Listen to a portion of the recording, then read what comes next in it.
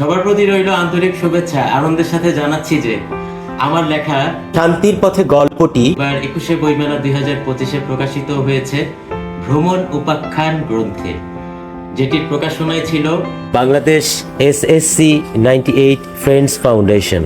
এটি শুধুমাত্র ভ্রমণের গল্প নয়, বরং প্রকৃতির সৌন্দর্যের মাঝে এক মানবিক ও আধ্যাত্মিক অভিজ্ঞতা।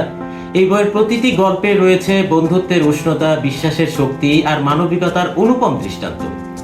বিশেষ করে নির্জন পাহাড়, শান্ত সুবলং ঝর্ণা আর এক অভাবনীয় ঘটনা আমাদের জীবনে গভীর এক উপলব্ধির সাথে জড়িয়ে আছে, যেখানে আমরা অনুভব করেছি সত্যিকারের শান্তি শুধু প্রকৃতিতে নয়, বরং মানুষের হৃদয়ের সৌন্দর্যে লুকিয়ে থাকে।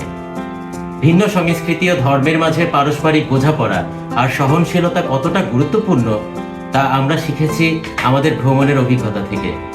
প্রকৃতি যেমন সবাইকে সমানভাবে আশ্রয় দেয়, তেমনি মানবিকতা আর ভালোবাসাও সবার জন্য। যারা ভ্রমণের মাধ্যমে জীবনের গভীরতা উপলব্ধি করতে চাও, যারা জানতে চাও প্রকৃতির মাঝে লুকিয়ে থাকে আধ্যাত্মিক ও মানবিক শিক্ষা, তাদের জন্যই ভ্রমণ উপাখ্যান। বইটি পাওয়া যাবে 21শে বইমেলায়। তোমরা স্টলে আইসো। বই পড়ি, শিখি এবং একসঙ্গে আরো মানবিক হয়ে উঠি। দেখা হবে বইমেলায়।